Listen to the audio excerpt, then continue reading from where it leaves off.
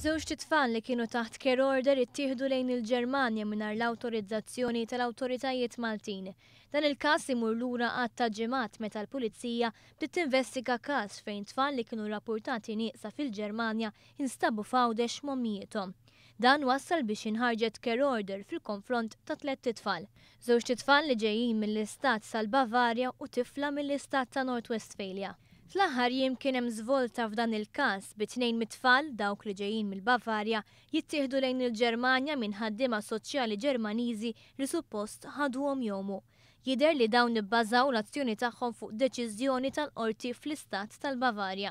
Il-Ministru għall-Politika Soċjali Michael Farrugia fisser kif dwar dan kien hemm nuqqas taqbil bejn l-awtoritajiet Maltin u dawk Ġermaniżi. Għalet kwistjoni fuq il-ġurisdizzjoni tal-pajjiżi tal-Ġermanja u ta' Malta u l-interpretazzjoni tal-liġi. U fuq dan il-punt il-Ġermaniża ħassew li tfal setaw joħorġuhom mill-pajjiż, aħna bħala pajjiż Malti inħossu illi la darba kien hemm court order ma setawx jinħarġu. Kien dan li wassal biex f'pajjiżna tintalab investigazzjoni.